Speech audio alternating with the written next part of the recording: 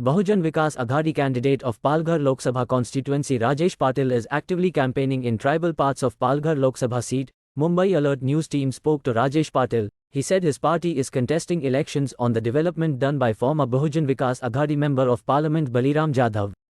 Please like, share and subscribe Mumbai Alert News for more updates.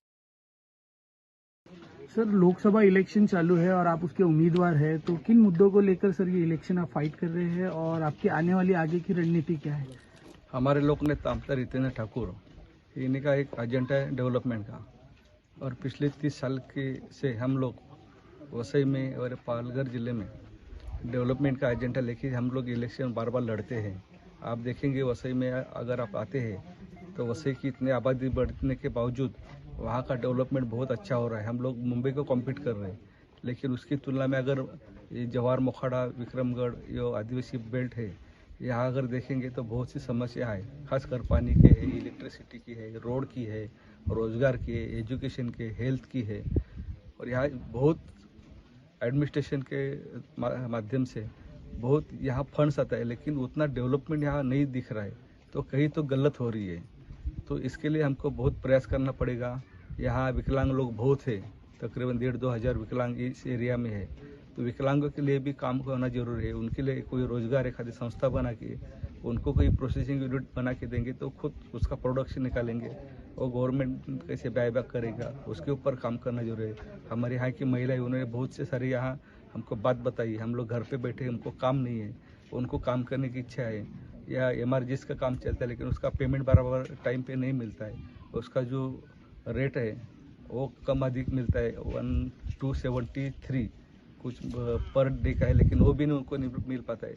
तो जो पैसे रोजगार के माध्यम से यहाँ उनको मिलते हैं तो उसमें घर नहीं चलता है, तो उसको एक पैरेलली कोई सप्लीमेंट्री हम लोग दे सकते हैं, तो केंद्र से वो ला सकते हैं। यहाँ एक प्रोसेसिंग यूनिट, छोटे से स्मॉल स्केल इंडस्ट्री, घरगुती कुछ काम अगर करते, उसको ट्रेनिंग प्रोग्राम लगाते हैं, और प्रोडक्शन जो चीज़ का करना है वो करके उनको बायबैक अगर करते हैं गवर्नमेंट, तो ये प्रोजेक्ट आएंगे तो यहाँ की जो सब लोग हैं उनको लिए एक अच्छा रोजगार परमानेंट मिलेगा।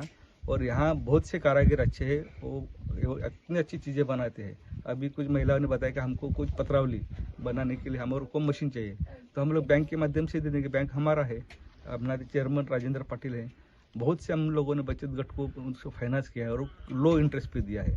तो मेरा अपील रहेगा, जो भी बचत गट कुछ व्यवसाय करना चाहते हैं उसको उस प्रोग्राम में ट्रेनिंग भी दे देंगे और उसको फाइनेंस भी उपलब्ध करा के देंगे बैंक के माध्यम से।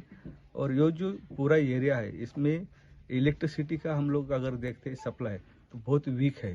यहाँ खेती बहुत है, लेकिन खेती के लिए पानी नहीं है, इरिगेशन नहीं है। यहाँ जो सिंचन क्षमता है पूरे पालघर डिस्ट्रिक्ट में ओनली 12% है।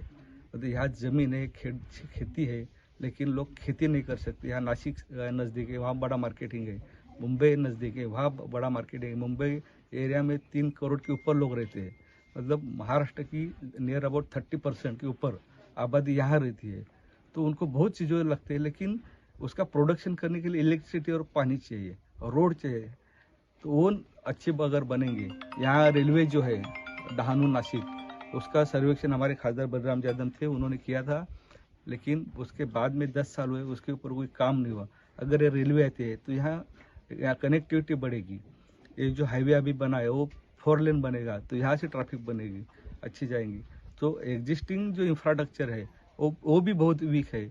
तो ये सारे मुद्दे जो है डेवलपमेंट की बात करते हैं, और पर्सनल डेवलपमेंट है, उसमें जो लोगों को रोजगार है, एजुकेशन है, काम है, वो यहाँ उपलब्ध करा के देंगे तो लोगों का डेवलपमेंट ऑटोमेटिक हो जाएगा। तो इसके ऊपर हम लोग काम करेंगे और ज़्यादा से ज़्यादा लोगों का इकोनॉमी पर कैपिटल इन्कम बढ़ाने के लिए हम पूरा प्रयास करेंगे। Thank you sir.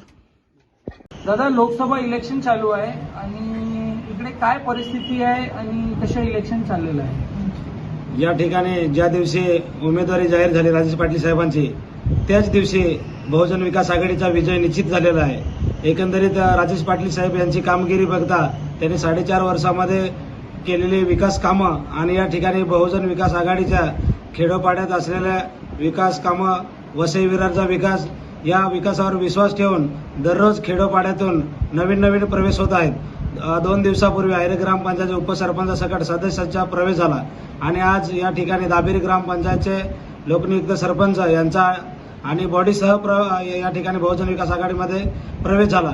या मागचं कारण असं की बहुजन विकास आघाडीची एकंदरीत कार्यपद्धती याच्यावरती विश्वास ठेवून सर्वच कार्यकर्ते या ठिकाणी बहुजन विकास आघाडीमध्ये प्रवेश करत आहेत. एकंदरीत विकास बघितल्यानंतर बहुजन विकास आघाडी हा असा पक्ष आहे की विकासाच्या मुद्द्यावर लढतो आणि ह्याच विकासावर विश्वास ठेवून या ठिकाणी रोज ठिकठिकाणी प्रवेश होत आहेत.